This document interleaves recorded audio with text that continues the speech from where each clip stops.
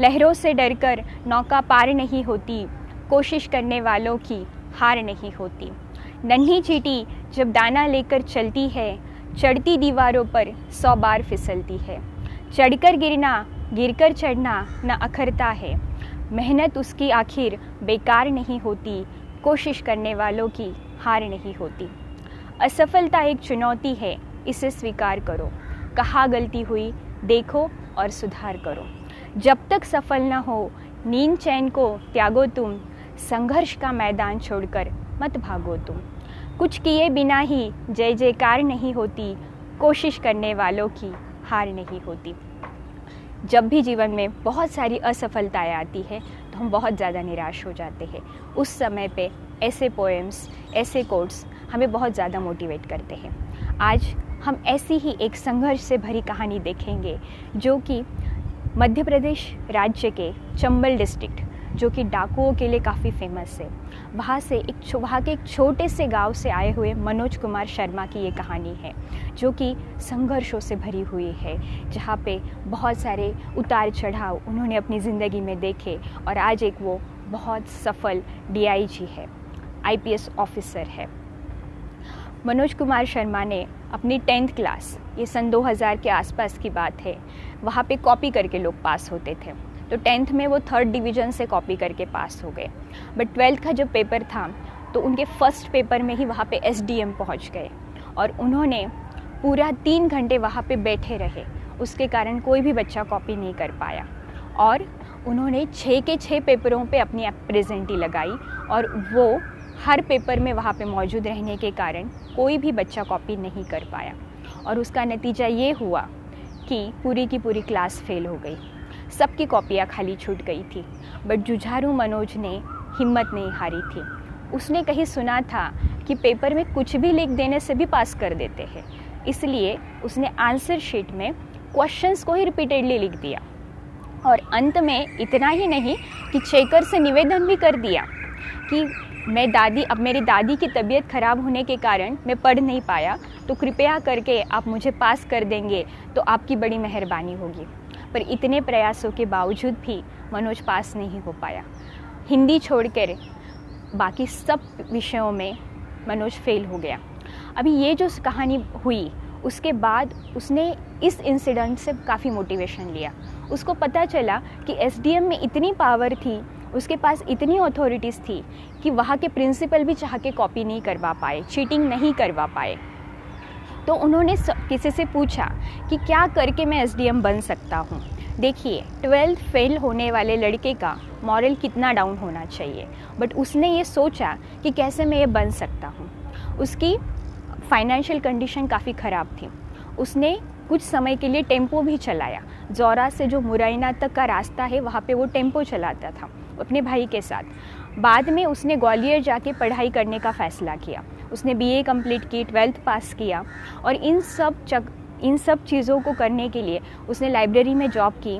चक्की जो आटे की चक्की होती है वहाँ पे जॉब की। वहाँ पे जाके उसको पता चला कि SDM तो स्टेट सर्विस है, पर IAS ऑफिसर ये तो सेंट्रल गवर्नमेंट की जॉब है, वो तो उससे भी बड़ी पोस्ट है। तो उसने बोला कि मैं तो अभी IAS IPS बनूंगा, मैं UPSC दूंगा। सोचिए, क्या 12th फेल लड़का सोच भी सकता है कि मैं UPSC क्वालिफाई कर लूँगा? बट उसने सोचा। बहुत सारे लोगों ने उसको डीमोटिवेट किया कि तुम नहीं कर पाओगे, फिर भी उसने हिम्मत नहीं हारी और वो दिल्ली आया। दिल्ली में उसने कोचिंग किया और उसके लिए उसने यहाँ तक एक समय ऐसा आया वो 3 दिन तक भिखारियों के साथ सड़कों पर सोया। 3 दिन तक उसके पेट में अन्न का एक दाना नहीं था।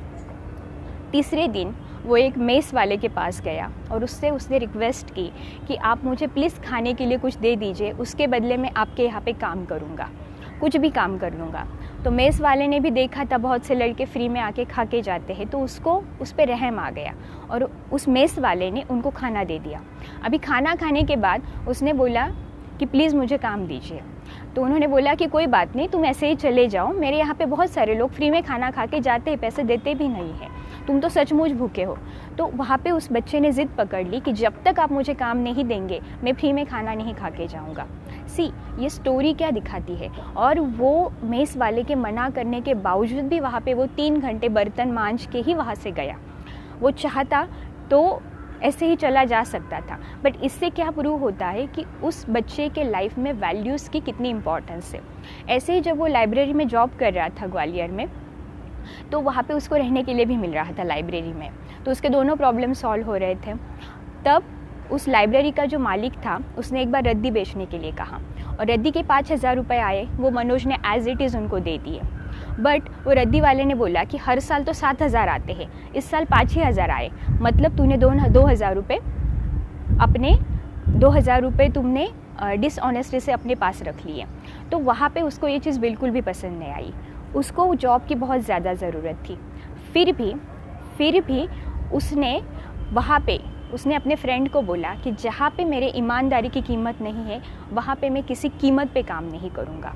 ये जो दोनों इंसिडेंसेस हैं ना, तो इस लड़के के जीवन में, इस व्यक्ति के जीवन में ईमानदारी की क्या वैल्यू है वो दिखाते हैं।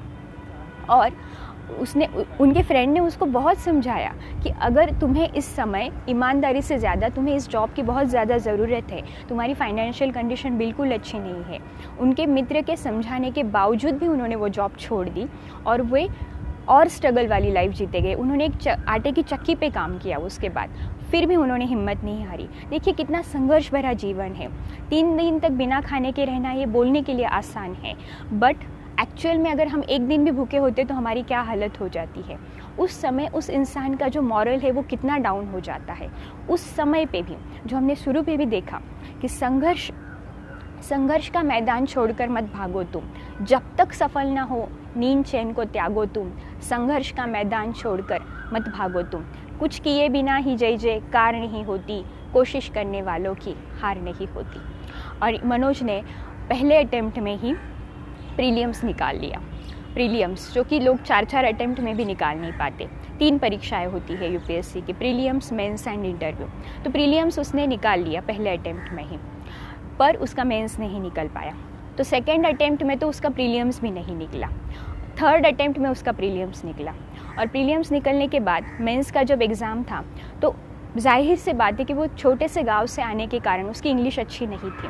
बाकी सब्जेक्ट्स में वो बहुत अच्छा था, पर इंग्लिश उसकी काफ़ी वीक थी। तो इंग्लिश के पेपर में ऐसे ज़्यादा मार्क्स के लिए होता है मेंस के पेपर में।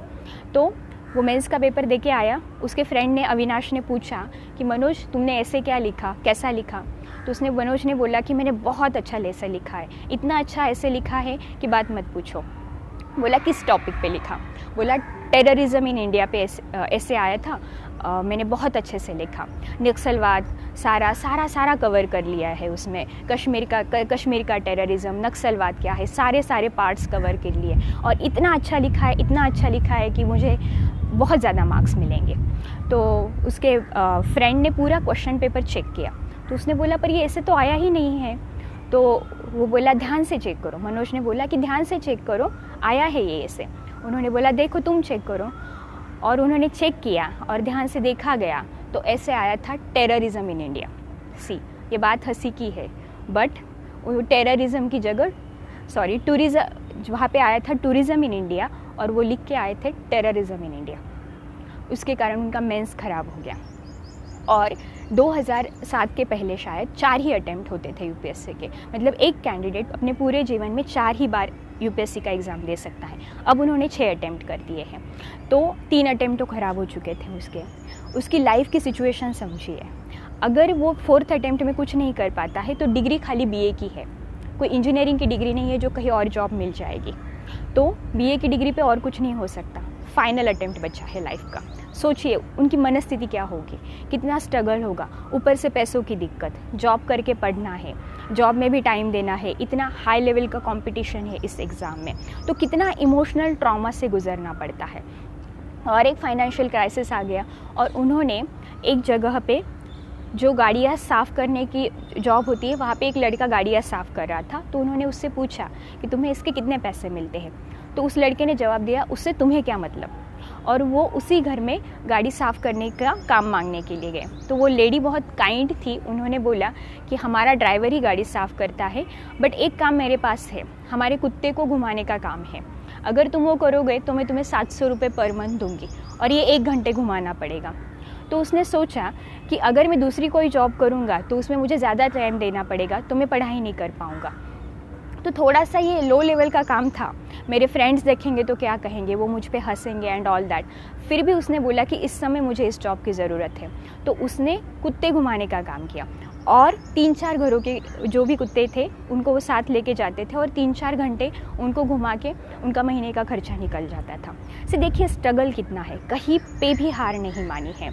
और ऐसे करते करते जो फाइनल अटेम्प्ट था उसका प्री निकला, प्रीलिम्स एग्ज़ाम निकला, उसका मेंस निकला और फाइनली उसका इंटरव्यू, जहाँ पे उनको काफ़ी स्ट्रगल करना पड़ा क्योंकि इंटरव्यू के जो पैनल मेंबर थे वो आईआईटी के मैकेनिकल डिपार्टमेंट के हेड थे और वो सिर्फ ज़्यादातर आईआईटीएंस को प्रिफ़र करते थे, वो हिंदी मीडियम के छात्रों को प्रिफ़र नहीं करते थे। और मनोज हिंदी मीडियम का छात्र था तो उसके लिए तो पहले ही वो बैड न्यूज़ था। तो इंटरव्यू तो उसका काफ़ी डिफ़िकल्ट रहा, पर उन्होंने उनको पूछा कि आपकी इंग्लिश अच्छी नहीं है तो हम आपको क्यों सिलेक्ट करें, हम आपको क्यों सिलेक्ट किए।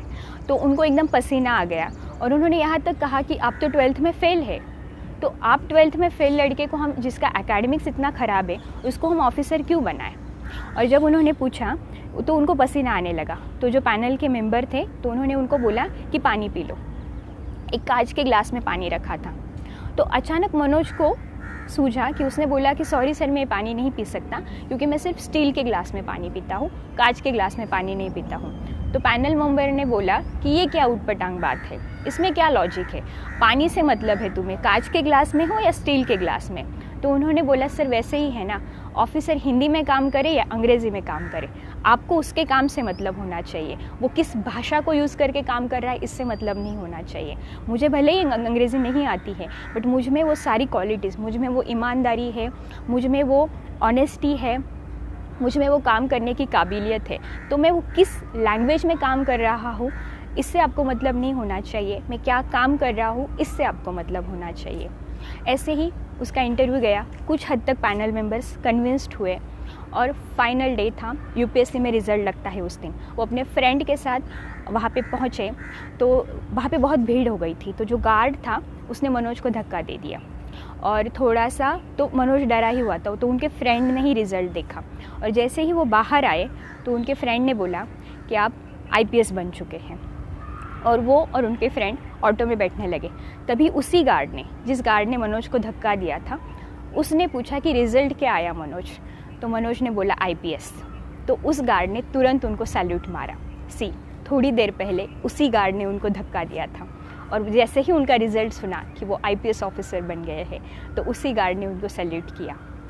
ये डिफरेंस होता है। और उसका सैल्यूट देख के मनोज का भी मन काफ़ी पिघल गया और उन्होंने तुरंत रिक्शा से नीचे उतरकर उस गार्ड को गले लगा लिया। और वो गार्ड भी बहुत ज़्यादा खुश हो गया क्योंकि गले लगने वाले ऑफिसर से गार्ड भी शायद पहली बार मिल रहा था।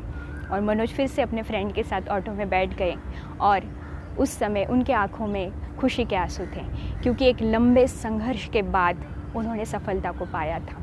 आज भी वो एक डीआईजी के रूप में महाराष्ट्र कैडर में बहुत अच्छा काम कर रहे हैं और उनकी ऑनेस्टी की मिसालें लोग आज भी देते हैं।